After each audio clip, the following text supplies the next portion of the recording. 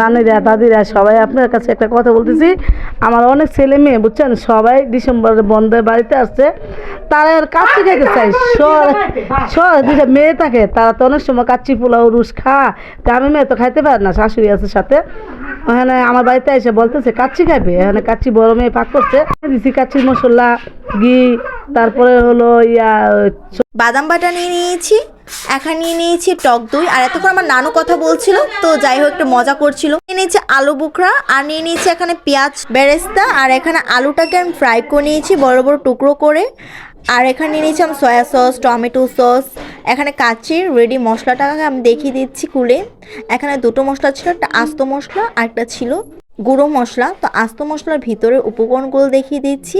আস্ত মশলার ভিতরে ছিল এখানে দারচিনি, এলাচ, শাহি জিরা, তারপরে এখানে আরও ছিল তেজপাতা। তো আমি এখান থেকে কিছু মশলা আলাদা করে নিচ্ছি, দুভাগ করে নিব মশলাগুলোকে। এখান থেকে আমি আলাদা করে নিচ্ছি এলাচ, দারচিনি, আর আলাদা করে নিব এখান থেকে লংটাকে। এই তো এগুলোকে আলাদা করে নিয়েছি, আর ওইগুলোকে আলাদা করে নিয়েছি, দুটো আলাদা করে আমি এখানে সাজিয়ে নিয়েছি। আর এদিক দিয়ে আমি গুঁড়ো মশলাটাকে খুলে দেখিয়ে দিচ্ছি। এখানে নিয়ে নিয়েছি গুঁড়া দুধ পানি দিয়ে গলিয়ে, আর এখানে তেল নিয়ে নিয়েছি। এবার চিকেনটাকে ভালো করে মশলা দিয়ে মেখে আমি ম্যারিনেট করে নিব। তো চিকেনটাকে আমি সাইজটা দেখিয়ে দিচ্ছি, যেহেতু একটু কাচ্চি বানাবো তো বড় বড় একটু পিস করা ট্রাই করেছি। তো এখানে দিয়ে দিলাম আদা রসুন বাটা।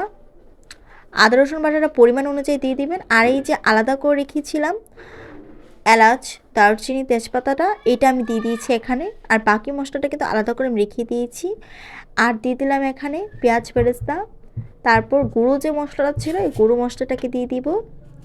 আর দিয়ে দিব এখানে বাদাম বাটাটা, টক দইটা দিয়ে দিয়েছি। এখন আমি সামান্য একটু লবণ দিয়ে দিব। আর দিয়ে দিয়েছি এখানে 2 চামচ মরিচ গুঁড়ো, হাফ চামচ জিরের গুঁড়ো, আর আলু বোখরা, টমেটো সসটা দিয়ে দিলাম। এখন এখানে দিয়ে দিব আমি সয়া সস। এইরকম সবগুলো উপকরণ দেওয়ার পর তেলটা দিয়ে দিয়েছি। তারপর ভালো করে হাত দিয়ে আমি মাখিয়ে নিচ্ছি মশলাগুলোকে। তো এই তো মাংসটাকে আমি ভালো করে মাখিয়ে নিচ্ছি। মাখিয়ে আমি 1 ঘন্টার জন্য রেস্টে রেখে দিব।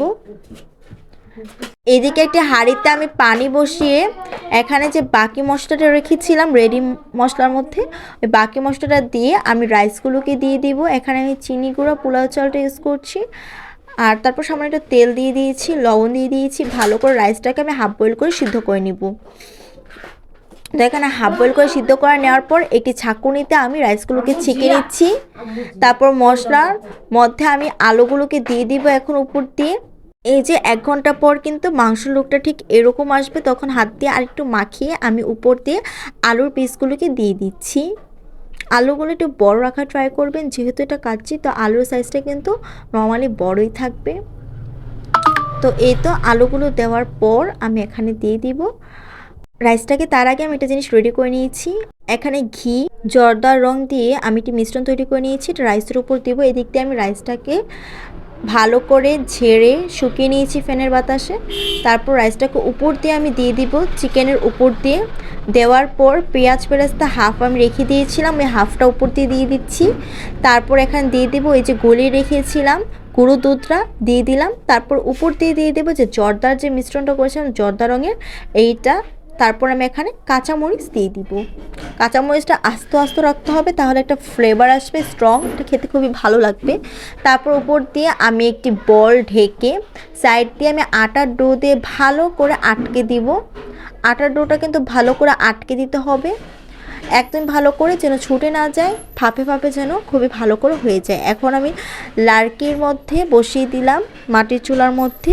এবার কিছুক্ষণ রাখার পরই কিন্তু আমার কাচ্চি রেডি হয়ে গেছে। জাস্ট লুকটা দেখুন কতটা পারফেক্ট হয়েছে, এটা তার বলার কিছুই নেই। আপনারা তো দেখতেই পাচ্ছেন যে কতটা পারফেক্ট হয়েছে, একদম রেস্টুরেন্ট স্টাইলে চিকেন দিয়ে যে এত সুন্দর কাচ্চি বানানো যায় এটা না হলে আপনারা না দেখলে বুঝতেই পারতেন না। তো এখানে আমি সার্ভ করে দেখিয়ে দিয়েছি, সবাই বাসায় ট্রাই করবেন, কেমন হয়েছে জানাবেন। আর ভালো লাগলে একটা লাইক অবশ্যই দেবেন। এরকম নতুন নতুন রেসিপি পেতে আমার পেজটিকে অবশ্যই ফলো করবেন। ইজি এবং মজাদার রেসিপি নিয়ে আপনাদের সাথে আবারও চলে আসবো। চিকেনটা জাস্ট দেখুন কতটা সফট হয়েছে। সবাই ভালো থাকবেন, আল্লাহ হাফিজ।